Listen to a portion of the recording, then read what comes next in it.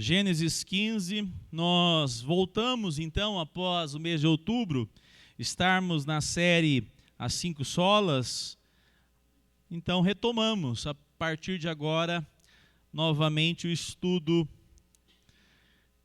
do livro de Gênesis. Gênesis capítulo 15, eu lerei a partir do verso 7. Gênesis 15, 7. Encontraram? Diz assim a palavra do Senhor. O Senhor disse também: Eu sou o Senhor que o tirei de Ur dos Caldeus, para lhe dar esta terra como herança. Mas Abraão perguntou, até na hora de ler, eu cito Abraão, né? Durante a mensagem, eu sempre explico, eu vou sempre citar Abraão, porque se eu ficar corrigindo, é Abraão, né? Mas entenda que é o mesmo, tá bom? Deus vai mudar o nome daqui a pouquinho dele.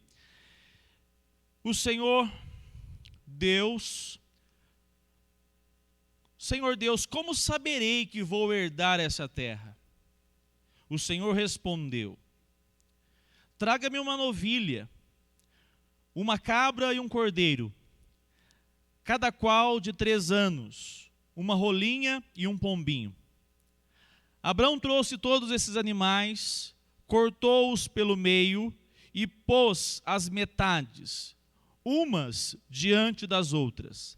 As aves, porém, não cortou pelo meio. Aves de rapina desciam sobre os cadáveres, porém, Abraão enxotava. Ao pôr do sol, um profundo sono caiu sobre Abraão, e grande pavor e densas trevas tomaram conta dele.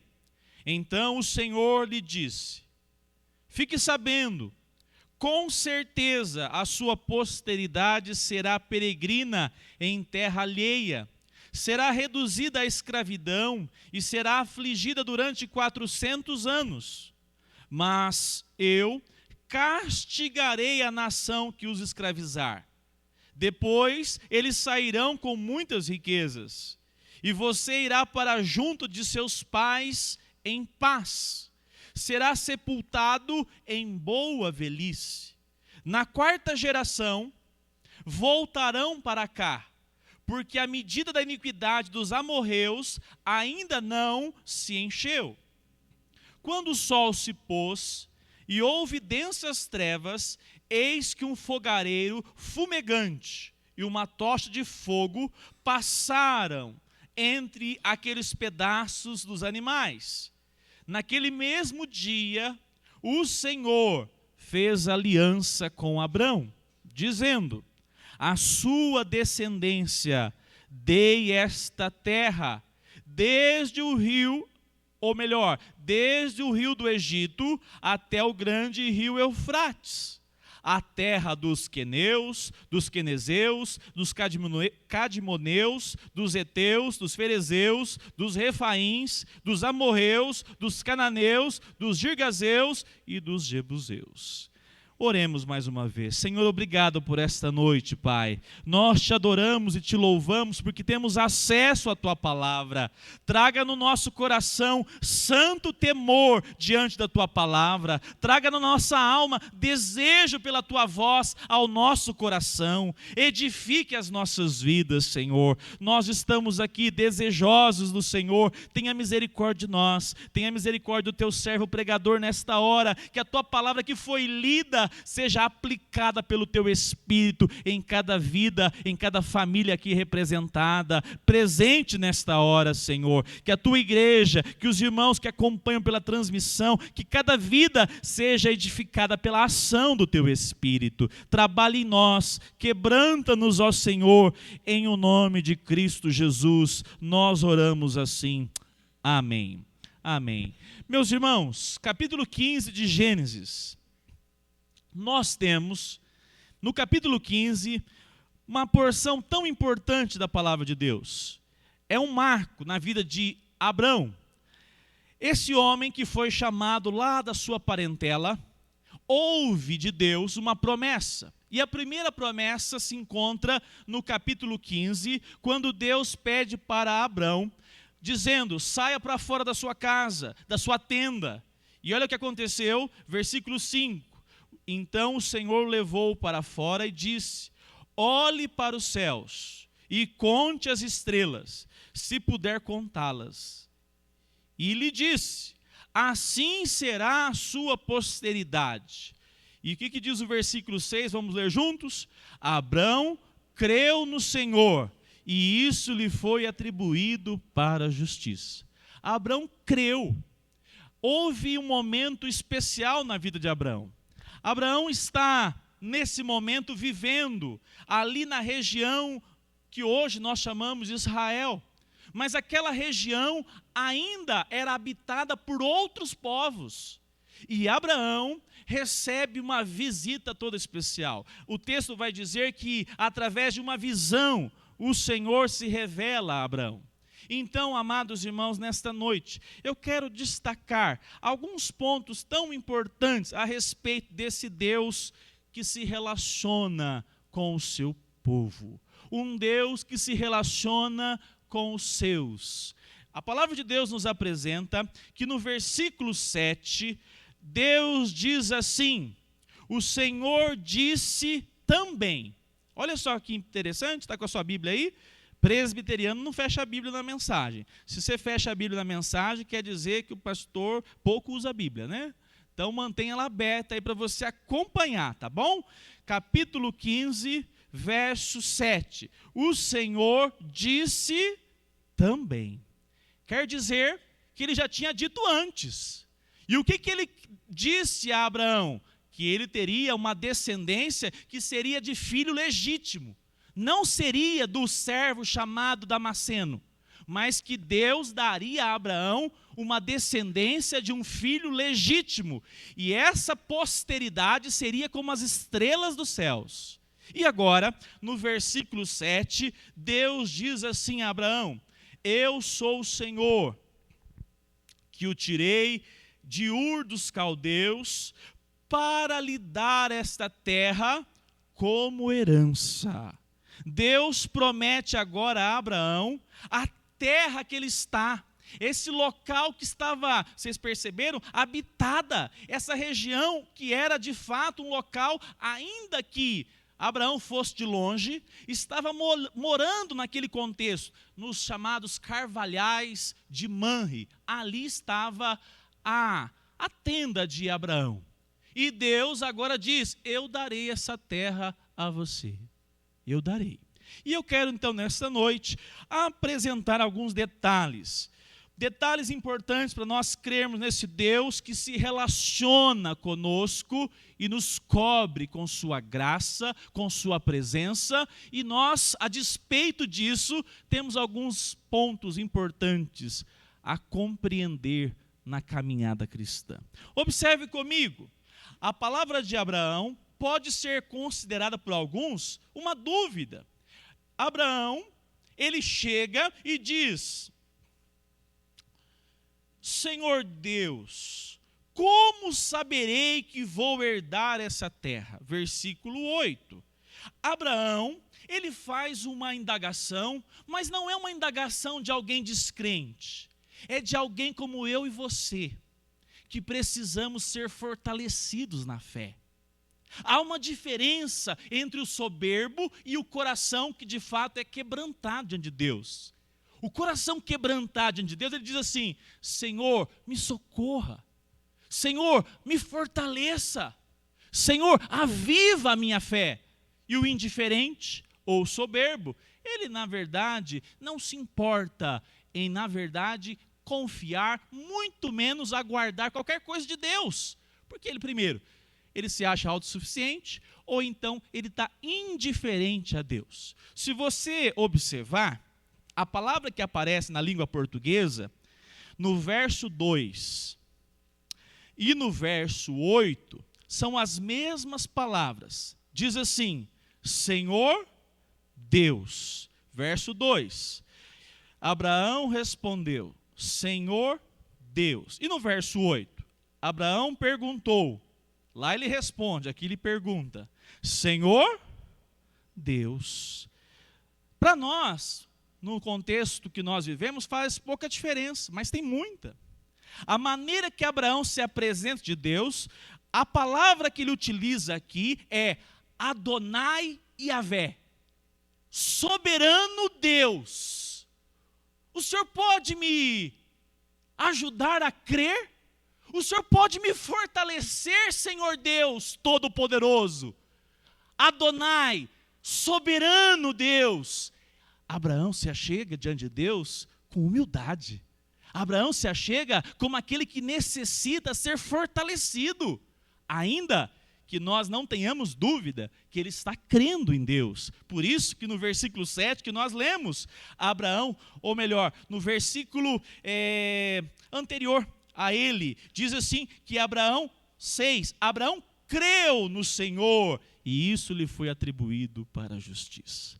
Não sobra nenhuma dúvida.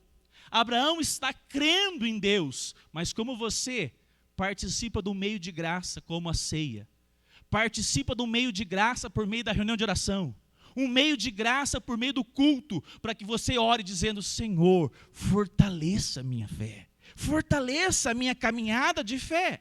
A palavra de Deus então nos apresenta que essa relação agora vai revelar algumas características. E a primeira: o nosso Deus é um Deus que estabeleceu sua aliança com o seu povo. A aliança de Deus é algo maravilhoso.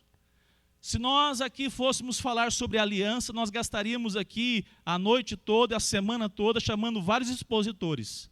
A aliança é um dos termos mais complexos e profundos que nós temos na palavra de Deus. Porque é Deus dizendo: eu não preciso de nada, eu não preciso de ninguém, mas eu decidi entrar em aliança com o homem. E interessante que Deus entrou em aliança com o homem lá no Éden. A aliança das... Quem lembra? O que ele pediu? Vocês nunca mais vão esquecer. Não tome do... Ele não podia fazer o quê? Agir. Pensar e agir. Aliança das obras. Muito bem. Deus fez uma aliança. E o homem obedeceu? Quebrou a aliança. O homem descumpriu a aliança. Mas esse Deus de aliança, que significa isso? Esse Deus que deseja se relacionar com os seus. Esse Deus que tem prazer em entrar em harmonia, em sintonia, em relacionamento, estabeleceu a sua segunda aliança. A chamada aliança da Gênesis 3:15. A aliança da graça, o proto-evangelho, da cabeça, ou melhor, da semente da mulher, sairá aquele que esmagará a cabeça da serpente. Ali nós já temos a aliança de Deus estabelecendo o plano para que o homem novamente pudesse se relacionar com ele. Diz amém. Louvado seja Deus. Louvado seja Deus. Esse Deus que agora chama um homem da sua cidade, da sua parentela, e estabelece agora uma aliança.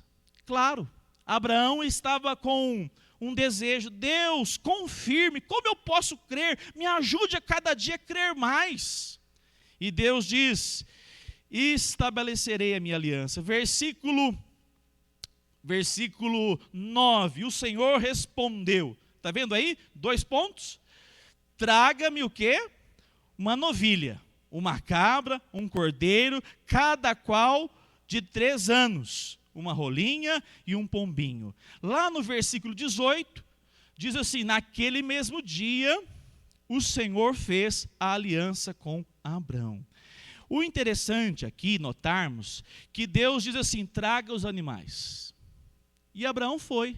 E notem, acompanhe comigo a sua Bíblia aberta.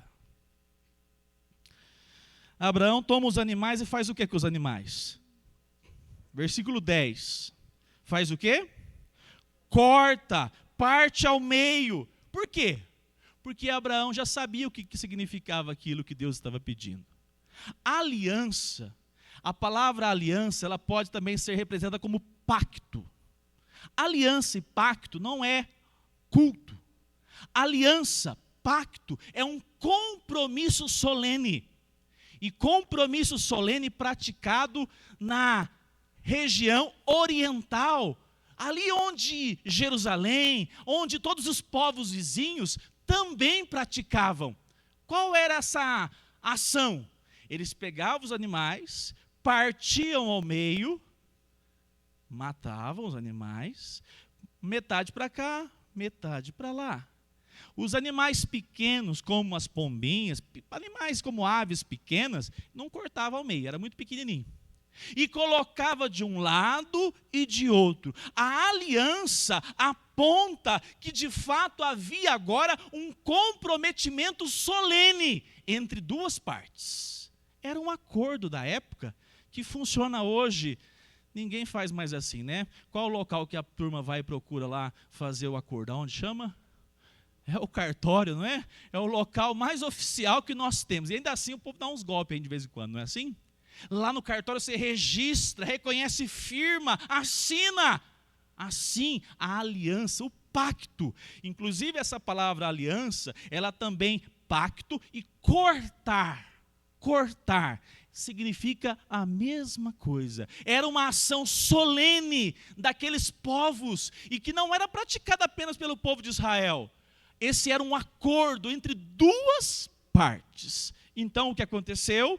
O texto nos apresenta que esse registro agora, esse pacto agora é estabelecido. E essa aliança graciosa que Deus traz agora com Abraão, ela tinha muitos significados para a nação de Israel. Normalmente a aliança apresentava garantias. Um rei dizia assim, olha, eu vou ser o suzerano, né? Lembra do suzerano, na época da história lá dos grandes reis, os seus, aqueles que estarão debaixo da sua tutela. O suzerano fazia um juramento de proteção ao povo. E o povo fazia o quê? Jurava levantado. Nós vamos servi-lo, nós vamos honrá-lo, nós vamos tirar uma parte daquilo que nós produzimos e vamos entregar ao rei. E o rei, em contrapartida, oferecia o quê? Proteção. É um dos pontos que marca uma aliança. Mas sobre a nação de Israel, nós temos de maneira bem declarada como Israel sabia o que era aliança. Deus disse assim, se vocês obedecerem a minha voz e cumprirem os meus mandamentos, eu serei, a palavra é essa, eu serei o Deus de vocês, certo? Eu farei de vocês como a galinha que coloca os pintinhos debaixo das suas. E se vocês descumprirem? Eu farei o que com vocês? Espalharei vocês por toda a face da terra. Foi isso que Deus muitas vezes declarou a Israel. Se você acompanhar comigo na sua Bíblia aí, ó, Jeremias capítulo 34, lá em Jeremias 34, Deus reprova uma aliança do povo. Olha só o que o povo fez. Jeremias 34, versículo 15. Diz assim, 34:15, farei com os homens que transgrediram a minha aliança e não cumpriram as palavras da aliança que fizeram diante de mim, o mesmo que eles fizeram com o bezerro que cortaram ao meio, para passarem entre as duas partes. As autoridades de Judá e de Jerusalém, os oficiais, os sacerdotes e todo o povo da terra, esses que passaram entre as duas partes do bezerro, eu os entregarei nas mãos de seus inimigos e nas mãos dos que procuram tirar-lhes a vida, e os cadáveres deles servirão de alimento às aves dos céus e aos animais selvagens. Olha só a palavra de Deus a Israel. Por quê? Porque era comum fazer aliança. Não era comum Deus fazer aliança. Mas o povo sempre foi povo. Vou fazer uma aliança com Deus. Não, não vamos ser justos. Nós vamos ser corretos. Nós vamos ser ponta firme na presença de Deus. Passava um pouco de tempo, eles esqueceram que eles tinham cortado os animais. E cortar os animais representava, passar pelo meio se eu deixar de cumprir o que eu prometi, assim que aconteceu com esses animais, deverá acontecer também para comigo. Eu assumo um compromisso de vida diante desse juramento. E o que a nação de Israel fazia? A nação de Israel fazia juramento de tolo. Ela fazia compromissos que não cumpria e não tinha zelo em cumprir. E esse Deus não é assim. A palavra de Deus nos apresenta que a aliança que Deus estabelece agora, Ele vai trazer algumas características. Olha a aliança de Deus com o seu povo. Verso de número 1, capítulo 15 de Gênesis. Olha o que diz esse texto.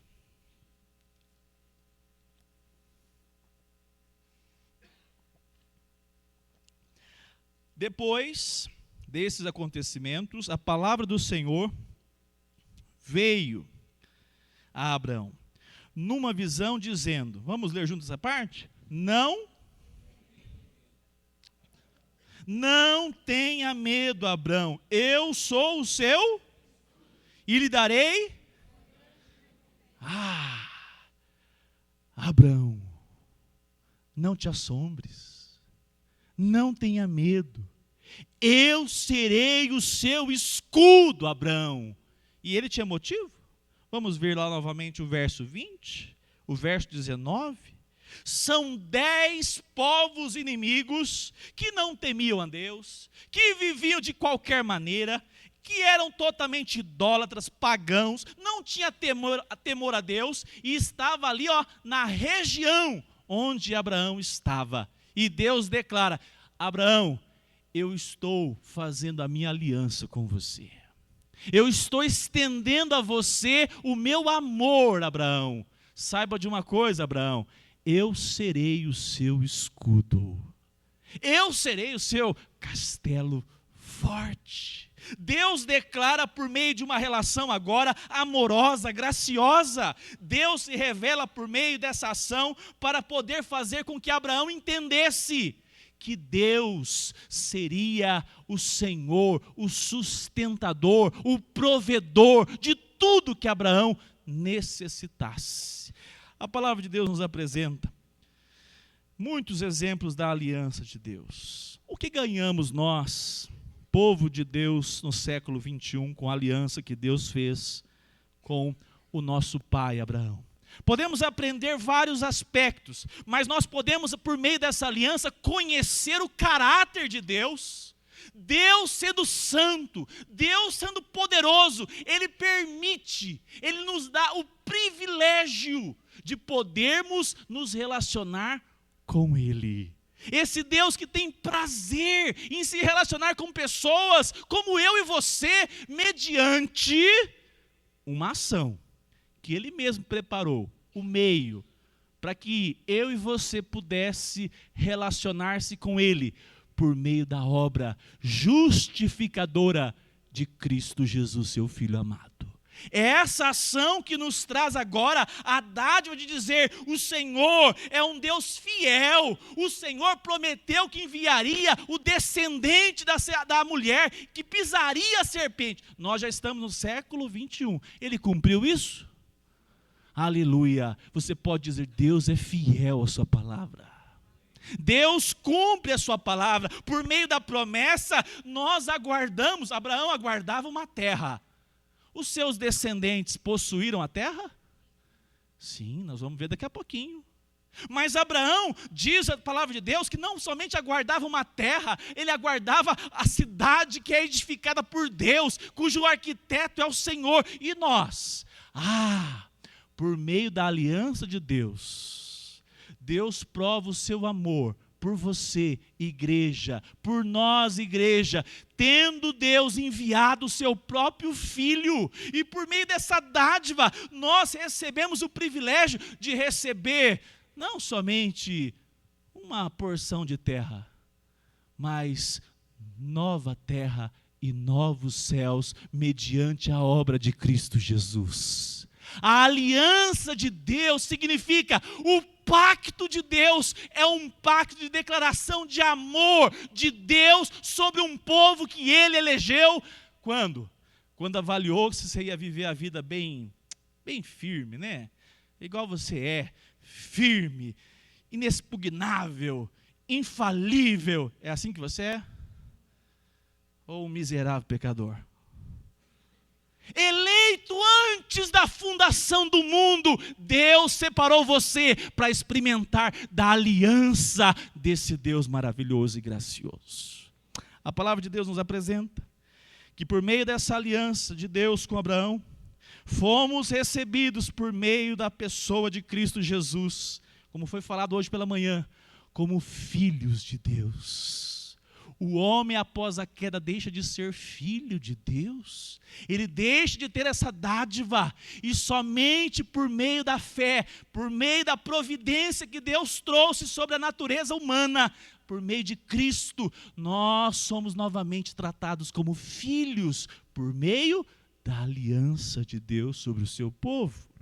E eu quero nessa noite então destacar: a aliança é a demonstração máxima do amor de Deus por nós pecadores.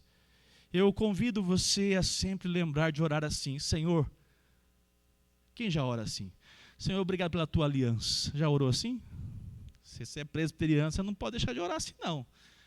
Povo da aliança, nós somos o povo da aliança, estabelecido na pessoa de Cristo. Começou lá em Abraão, se cumpre na pessoa de Cristo, e nós temos a certeza do nosso destino, porque nós somos o povo da aliança que Deus estabeleceu. Esse Deus tão gracioso, tão misericordioso, faz algo. Acompanha comigo na sua Bíblia, versículo 11. Diz assim a palavra de Deus: aves de rapina desciam sobre os cadáveres, porém Abraão as enxotava. Imagine a cena comigo. Vamos fazer um exercício aqui. Para Deus ter mostrado que os descendentes seriam como as estrelas dos céus, e se Deus chamou Abraão para fora, quer dizer que estava à noite. Acompanhe comigo o raciocínio. Deus mostrou as estrelas dos céus e disse: assim será a sua descendência. No mesmo episódio, Abraão pergunta: Senhor Deus, Adonai Yahvé, como saberei que isso de fato irá se cumprir? O que Deus responde? Eu estabelecerei com você um pacto. Eu deixarei registrado que eu vou cumprir aquilo que eu estou falando. E o que acontece? Diz o texto, versículo 10. Abraão trouxe todos esses animais, cortou-os pelo meio. Se imaginarmos que Abraão não saiu no meio da madrugada procurando os animais, muito provavelmente que ele saiu bem cedo, no mínimo 4:30 da manhã, 4 horas. E quando foi de manhãzinha, o que já estava pronto? Todo aquele ritual, os animais partidos, tudo que Abraão tinha que fazer, porque era parte dele, tinha que fazer aquilo ali, tá? Ele cortou os animais, e aí acontece algo muito impressionante. E é um segundo aspecto. O primeiro aspecto, então, foi: Deus é um Deus de aliança. E esse Deus de aliança não chama gente à toa para caminhar com Ele. Não chama gente covarde para caminhar com Ele. Quem acha que presbiteriano e reformado é salvo, sentado e satisfeito, crente 3S, ainda não converteu, não nasceu de novo. Pode ser simpatizante da igreja presbiteriana, mas não é crente ainda, não nasceu de novo. Porque Jesus, o Deus de aliança, o Deus triuno, chama para si um povo que está vigilante. Vigilante. Você imaginou a cena? Então Abraão cortou tudo. Como bom trabalhador, deixou cedo pronto. Mas Deus veio 1 hora depois? Não. Deus veio 2 horas depois? Não. e de repente surge aves de rapina. O que seriam as aves de rapina? Alguns estudiosos vão dizer que urubu não era, muito provavelmente porque não deveria ter naquela época. Mas tem dezenas, eu fui saber isso pesquisando. Dezenas de aves de rapina. Águias, tem entre tantas. Tantas. Só que tem um detalhe. O texto diz assim que as aves no plural, acompanhe comigo o verso 11, de rapina, desciam, ou seja, não é o singular, é o plural. Elas desciam, e o estudioso vai dizer, hebraísta, que esse agir aqui dessas aves, você já viu, você possivelmente igual eu nunca viu, os pintinhos lá, Márcio, sabe que tem gavião por perto? Sabe. Como é que eles sabem? Quando ele escuta o canto. Quando a águia canta, eles já ficam todos com a cabecinha erguida e para onde que nós vamos nos esconder? Porque ele vem para pegar. É assim que essa ação acontecia. Essas aves de rapina fizeram um som, que eu imagino a cena, Abraão pensando, mas não é possível, além de ser um exercício muito desgastante, esse som que ameaça, que deixa uma situação difícil, e aquelas aves tentando tomar aqueles animais que estavam ali, possivelmente no chão, devido ser a quantidade. Essas aves tentam avançar sobre os cadáveres ali, e Abraão ficava enxotando. Será que durou 2 horas? Será que durou meia hora?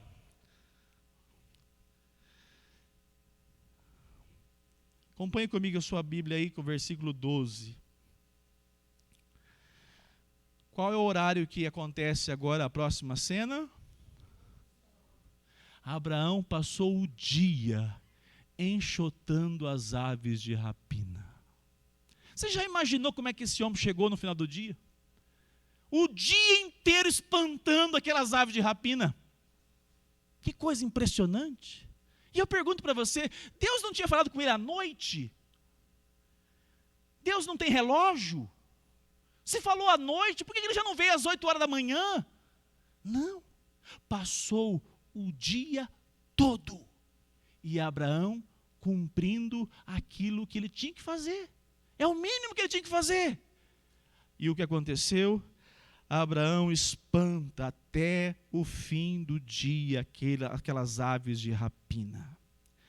Os estudiosos, apesar de ser uma passagem difícil, os reformados, não tem nenhuma dúvida em dizer, aqui aponta a tentativa dos povos inimigos de roubar, de tirar a herança dos filhos de Deus, do povo de Israel.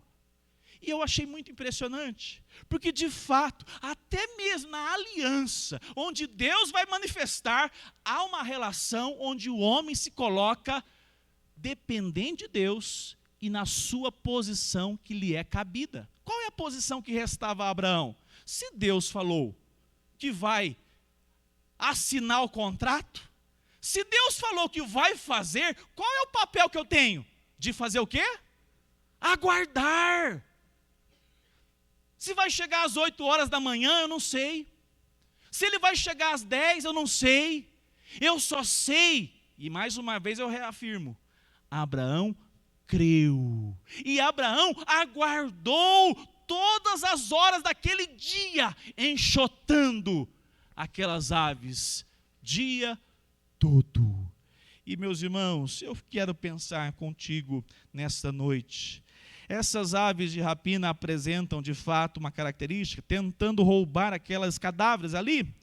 E sobretudo, nós temos uma revelação da palavra de Deus num todo, que o povo de Israel, como eleitos do Senhor, povo da aliança de Deus, sempre foi atacado por inimigos tentando roubar aquilo que o Senhor mesmo já deu. E olha só uma questão tão interessante. Lá em Gênesis 14, Abraão lutou contra quem para conquistar novamente o sobrinho? Não foi contra povos inimigos? Ele já tinha agido, já lá em Gênesis 14, Abraão. Agora o inimigo são as aves de rapina, ele espanta as aves de rapina. E eu quero aplicar com 2 pontos importantes a respeito dos inimigos de nossa alma. Nós temos sim adversários. E o nosso inimigo, ele apresenta 2 estratégias muito conhecidas. A primeira, ele declara guerra contra você. Ô irmão, você é crente, ó, homem de Deus, saiba de uma coisa, há uma batalha travada contra a sua vida. Satanás não move uma agulha para quem não crê em Cristo Jesus. A palavra de Deus diz assim que o mundo jaz, nós estávamos mortos aonde? Deitados do lado direito de Deus? Nós estávamos mortos, como qualquer pessoa que não tiver Cristo está morto. E morto, a palavra já diz, não tem nenhuma vida, não tem nada que importe em Satanás. Mas ele se levanta contra os filhos de Deus. E uma das maneiras que ele apresenta é declarar guerra. É por isso que a nossa caminhada com Cristo Jesus, ela é uma caminhada militante, irmão. Militante. Você tem que estar consciente que essa promessa que Deus faz, por meio da sua aliança, ela já se cumpriu em Cristo na cruz, vai se cumprir com o retorno do Senhor Jesus, mas nós viveremos aqui militando dia e noite contra todas essas hostes espirituais que tentam contra o seu carro, né? O seu carro vai lá, esfrega no outro lá, e você fala, oh, mas que Satanás. Satanás nada, barbeiragem sua, muitas vezes. Ah, meu vizinho estourou o cano da casa dele, é um Satanás que derrubou água aqui na casa toda. Satanás nada, é o cano que está ruim mesmo, a obra de uma economia que está fraca. Satanás tem muito mais do que se importar com a sua vida espiritual. Ainda que, vou te contar um detalhe, hein? Tem crente que é tão apegado a essas coisas, que ele consegue atingir a vida espiritual do crente por meio dessas coisas, é por rebarba. Ele atinge, rebate, né? Por o efeito assim, ele taca lá, fala assim, não, porque o carro se machuca, se estragar, ixi, vai ficar sem ler a Bíblia e orar 3 meses de birra. Ou então pode atacar o carro, aí pode ser que tenha relação. Porque a ação dele é contra a sua vida de fé, é contra você abrir a palavra de Deus e falar, Senhor, eu sou o povo da aliança, eu creio no teu amor, o Senhor estendeu a tua graça sobre a minha vida, e ó Senhor, livra-me Senhor, dessa afronta que se levanta todos os dias contra a minha fé. A sua fé não é aquela fé que você fica assim, não, eu creio em Deus, que esse ano eu vou prosperar, esse ano eu vou enriquecer, esse ano não vou ficar doente, esse ano não vai ter nenhum mal, e tem um trevo de 4 folhas. 4? Quanto que é o trevo de quantas folhas? É 4? No meu bolso? Não. Você ora assim, Senhor, ajude-me contra o inimigo da minha alma, que não deseja o meu fortalecimento na palavra de Deus. Essa ação que coloca no meu coração a procrastinação, o desânimo, a apatia de orar, a apatia de ler a palavra. Senhor, me dê vigilância. É assim. Guerra declarada. Vamos lá? Guerra declarada. Essa aí, crente tem que saber.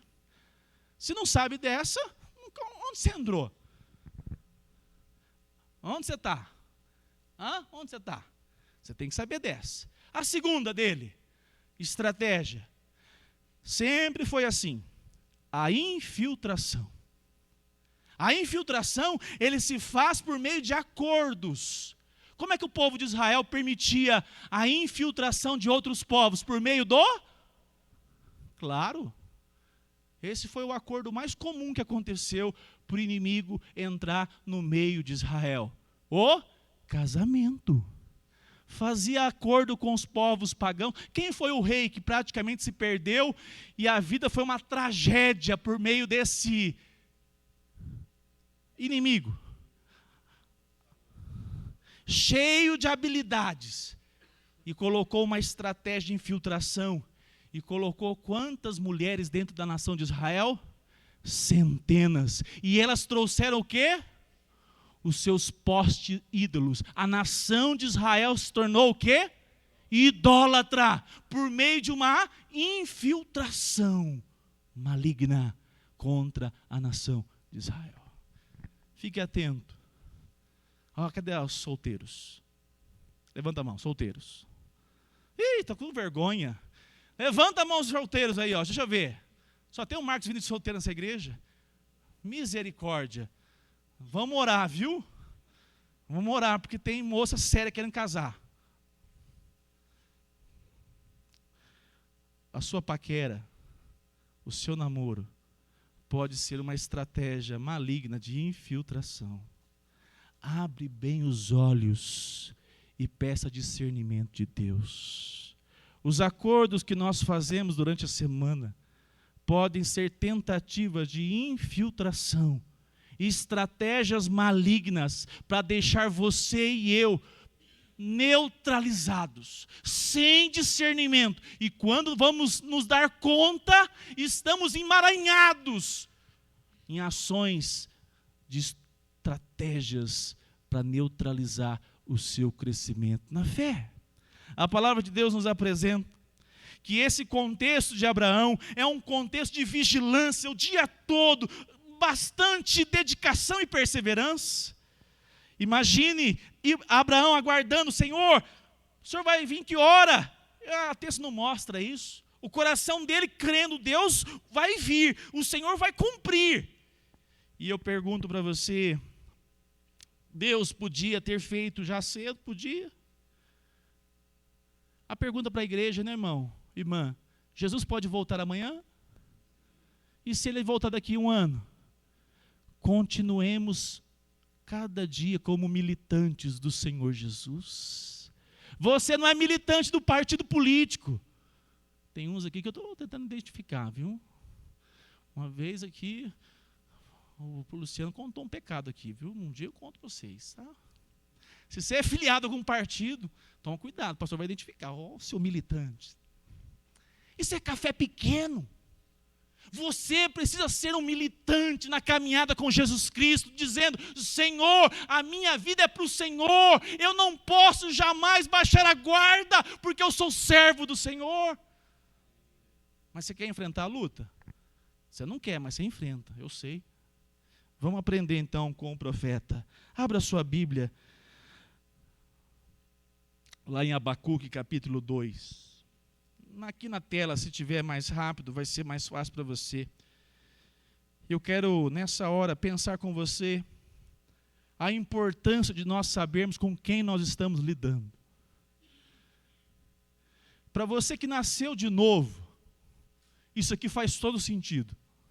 Para você que não nasceu de novo ainda e vem à igreja, um dia eu creio que pode fazer sentido. Eu oro para que um dia faça. Mas, de fato, não é para todos. É para muitos, mas não é para todos. Olha o que diz o texto. Vamos ler juntos? Abacuque 2:1.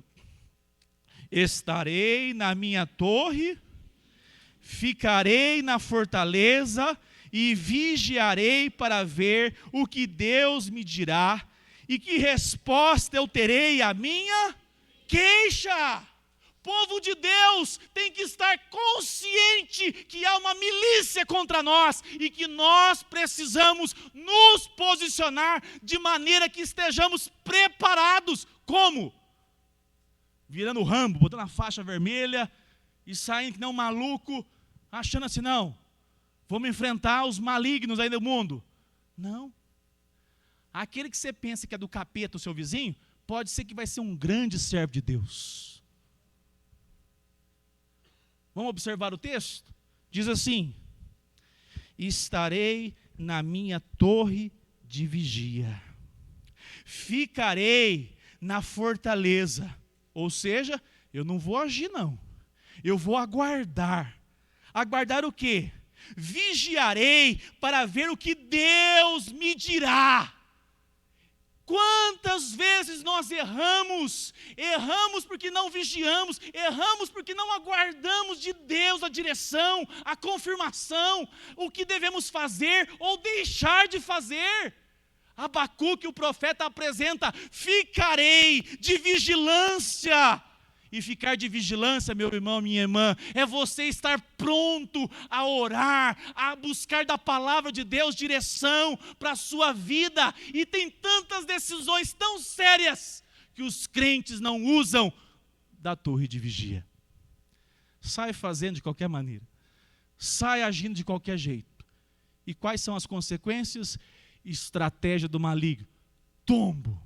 Ele não pode levar sua alma, mas ele te dá um tombo. A palavra de Deus lá em Efésios, capítulo 6, verso 10 e 11, diz assim: quanto ao mais, sejam no Senhor e na força. Vamos juntos, o 11. Vistam-se com toda a armadura de Deus para poderem ficar firmes contra do diabo. Quanto ao mais, sejam fortalecidos. Irmãos, é claro e evidente que a vida cristã é uma necessidade essencial, sine qua non, de você ser fortalecido para você resistir. Porque se você não ser fortalecido, você será arrastado. E você sendo arrastado, o seu casamento vai para o espaço, a sua família vai sofrer, ainda que você seja um eleito do Senhor, e lá na frente o Senhor tenha misericórdia de você. Mas que alto preço pagaremos por isso? Não! A palavra de Deus diz: sejam fortalecidos no Senhor, sejam atentos, busquem no poder do Senhor, vistam-se de toda a armadura de Deus. A vigilância é para que você caminhe consciente que a sua vida cristã, ela é uma caminhada de alimentação diária da palavra e da oração. Eu ouvi uma oração, achei bem interessante, mas antes eu quero ler Mateus 26, 41. Olha o que diz Mateus 26, 41.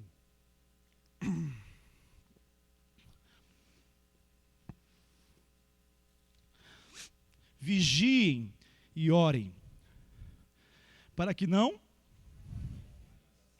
o Espírito está na vida do crente, amém? Ele jamais abandona, mas ele pode ser o quê? Apagado. Ele pode ser cada vez menos visto. Ainda que nunca, num verdadeiro crente, nascido de novo, ele jamais o abandone. Não confunda. Tem gente que você pensa que já nasceu de novo, mas não nasceu de novo. Não confunda. A palavra de Deus diz assim, que esses, na verdade, têm o espírito pronto, mas a carne é fraca. 1 Pedro 5, 8. Sejam sóbrios e vigilantes. O inimigo de vocês, o diabo, anda aonde? Em derredor, como quem? Um leão que ruge procurando alguém para devorar. É essa ação de Satanás tentando espaço no seu coração, tentando contra a sua vida. Minha voz está falhando, hein? Machado, se eu acabar a voz aqui, você desliga esse negócio aí, viu? Diz assim a palavra de Deus, que essas ações é para que você fique pelo caminho. Eu achei muito interessante o pastor Augusto Nicodemos dizendo uma oração que você deve fazer todos os dias da sua vida. Eu queria perguntar para você, sem você levantar a mão, sem você falar nada, mas eu queria que você avaliasse a sua vida espiritual. Você tem orado nos últimos dias, dizendo assim: Senhor, diante de Ti eu me ajoelho. Senhor, diante de Ti o Teu servo se apresenta. Não me abandone, Senhor. Controle a minha vida, Senhor. Não me deixe, Senhor, cair contra essas tentações. Não me deixe. Ajude-me, Jesus. Socorra-me, Senhor, porque elas são paixões da minha carne. Senhor, me dê livramento. Não permitas que o teu servo seja controlado por essas emoções. Não permita que o teu servo seja dominado por essas ações na minha alma. Senhor, não permita que o meu coração seja de fato o centro da minha vida. Mas em Ti, Senhor, eu espero. Livra-me, Senhor, de toda tentação. Livra-me, Jesus, de toda tentativa contra a minha alma. Santifique a minha vida. Se você tem orado assim, significa que você está na torre de vigia. Se essa oração nunca fez parte da sua vida, eu tenho uma notícia para você. Ou você não nasceu de novo, ou se você nasceu de novo, você ainda não está entendendo a urgência da sua vida na presença do Senhor. A palavra de Deus nos apresenta que essa relação para nós é fundamental. Deus disse assim por meio do seu servo, Ezequiel 33:6. Quem conhece o que é o atalaia? O que significava? O que fazia? E eu quero ler para vocês. Ezequiel 33:6. Diz assim: mas se o atalaia vir que vem o inimigo, e não fizer o quê? Não tocar a trombeta, e o povo não for avisado, se o inimigo vier e abater um deles, este foi abatido na sua maldade, mas quem será responsável pela morte dele é quem? O atalaia aqui hoje é esse humilde servo que até a voz falha. Um miserável pecador. Mas Deus me constituiu, pela misericórdia dele, atalaia sobre a igreja do Senhor Jesus, reunida nesse local. E eu quero dizer uma coisa para você: se apegue de toda a sua alma ao Deus de aliança que ama você. Mas seja um crente vigilante. Coloque na sua vida uma meta diária de se apresentar diante do Senhor, confessando os seus pecados.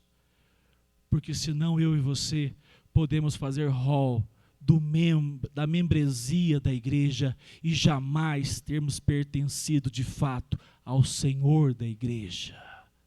A palavra de Deus nos apresenta, o atalaia deve levar a mensagem, avisando que vem o inimigo.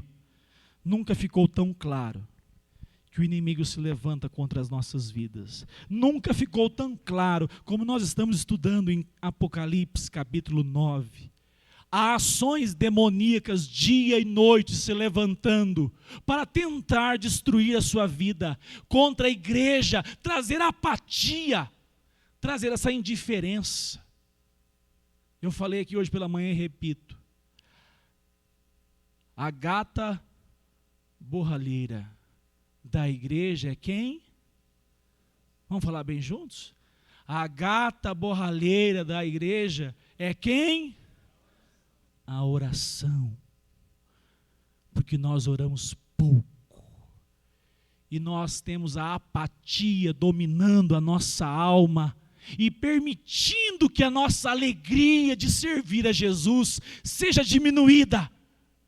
Se você não se atentar lá na sua casa, se você não se posicionar lá no seu ambiente familiar, que você é um servo de Deus, você chegará domingo após domingo, mais fraco, domingo após domingo, até que você pare de estar na presença de Deus nos cultos. A palavra de Deus nos apresenta, verso de número 13, do capítulo 15 de Gênesis, diz assim, a palavra do Senhor.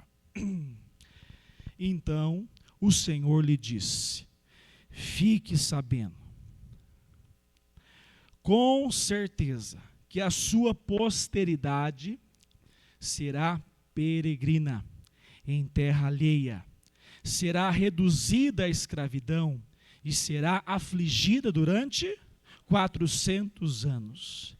Deus disse a Abraão: Abraão, creia, eu vou cumprir, mas esse povo vai ser peregrino em terras distantes. Aqui não fala aonde eles foram peregrinos. Vocês estão com dúvida ainda? No Egito, claro, 430 anos. A palavra de Deus apresenta que eles caminhariam todos esses anos. Contudo, eles chegariam ao local de destino. 1 Pedro 2,11. Amados, peço a vocês, como peregrinos e forasteiros que são, que se abstenham das paixões carnais, que fazem guerra contra a alma.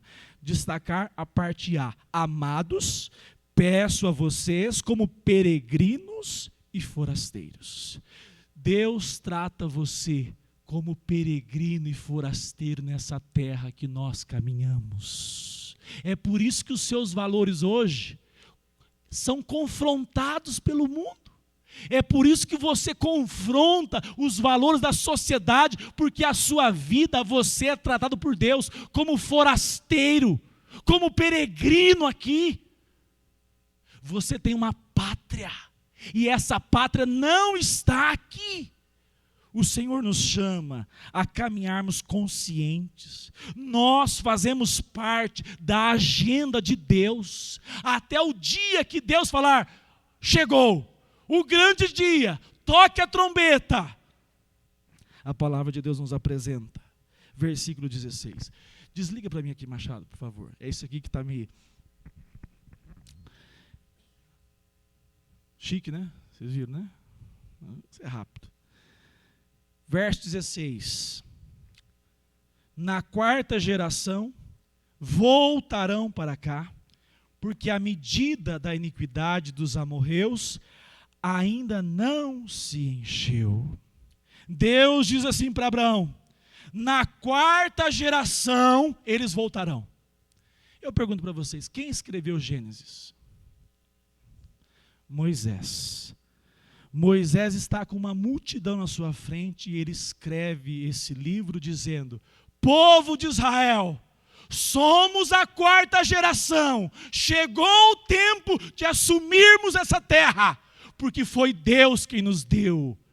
O tempo de Deus pode durar o tempo que você não entende, mas ele se cumpre. E a nação de Israel, por meio de Moisés e sobretudo Josué, conseguiram conquistar toda aquela região. Deus entregou os inimigos nas mãos de Israel. E eles avançaram. Eles tomaram conta. E Deus deu a eles. Mas tem um detalhe. Deus só deu quando? Vamos para a Bíblia? Versículo 16. Quando a medida da... tem um tempo. Quando chegasse o auge, a medida da iniquidade dos amorreus. Quem eram os amorreus? Os povos inimigos. Deus citou apenas um aqui que representa os todos. O grupo todo de 10 inimigos relatado aqui no versículo 19 e 20, Deus diz assim: não chegou ainda a minha ira contra a iniquidade desse povo, que ano após ano me negam e negam a minha palavra. Eu pergunto para vocês, quantos anos os amorreus tiveram de chance, né? Podemos falar a palavra assim, de se arrepender dos seus pecados? Centenas! Só do Egito foi 400 anos, mas essa promessa aqui, pelo menos de Abraão até chegar a José, pelo menos mais uns 200, 300 anos, centenas de anos. E Deus disse assim: chegou o dia do meu juízo sobre essa terra, sobre esses povos. Lembrando você, lá no Salmo 75, 8, olha o que diz lá: porque na mão do Senhor há um cálice, cujo vinho espumeja, cheio de mistura, dele dá a beber, sorvem-no até a última gota, todos os... Deus tem uma taça da ira dele, e quando cumprir o tempo, ele derramará sobre todos aqueles que o negaram, sobre todos aqueles que não confiaram suas vidas ao Senhor. Esse dia chegará, assim como Israel conquistou toda a terra de Canaã, e a palavra de Deus foi cumprida. Esse tempo chegará sobre a nossa geração e nossa posteridade. Sabe quando? Quando o Senhor chamar, Apocalipse 16, 1. Ouvi uma voz forte, vinda do santuário, dizendo aos 7 anjos: vão e derramem sobre a terra as 7 taças da ira de Deus, porque chegou o tempo, o cálice foi completo, e agora será derramado sobre todos os povos que não confiam em entregar as suas vidas à ira de Deus. É isso que a palavra do Senhor nos apresenta. E eu quero nessa noite então, meu irmão e minha irmã, observar para nós terminarmos esse versículo agora que diz aqui, versículo 17, diz assim, vamos ler juntos o 17?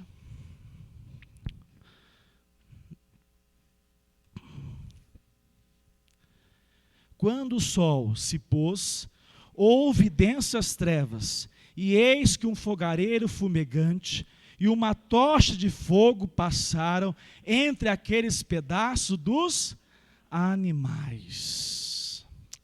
Deus de aliança é um Deus que proporciona a condição para você herdar o reino dos céus. Esse Deus fez uma aliança com Abraão, e na hora H, vamos ver novamente, quem que passou no meio dos cadáveres? Quem que passou? Deus, somente Deus passou no meio daquele acordo, porque ele disse, ele não tem capacidade para cumprir, mas eu farei uma aliança unilateral, e eu vou salvá-lo, eu estabelecerei um povo para mim, e não dependerá deles em nada, porque eu sou o Deus da salvação. Ele passa no meio daqueles animais, dizendo, se eu deixar de cumprir, serei amaldiçoado. Se eu falhar, toda a maldição é sobre mim. E você sabe muito bem a história. Ele não somente cumpriu, como ele realizou por meio do envio do seu único filho, a vir a este mundo e ser entregue no Calvário, para que você hoje, somente pela fé em Cristo Jesus, pudesse herdar todas as dádivas da aliança de Deus sobre o seu povo. Eu quero orar com você e lembrar a respeito do que Deus preparou para que nós andássemos agora. Hebreus 10 diz assim, portanto, meus irmãos, tendo ousadia para entrar no santuário, pelo sangue de Jesus, pelo novo e vivo caminho que Ele nos abriu, por meio do véu, isto é, pela sua carne. Jesus está cumprindo, por meio da cruz, essa promessa de Deus, que essa aliança seria real e que Deus estabeleceu para alcançar cada um de nós. E eu termino nessa noite dizendo a você: você já avaliou o quanto Deus o ama? Você já avaliou o quanto você é agraciado? Lá em Romanos 8,37 diz assim: em todas essas coisas somos mais que vencedores, por meio daquele que nos amou. Você é amado do Senhor, para que você caminhe para a glória do Senhor. Convido você a ficar em pé.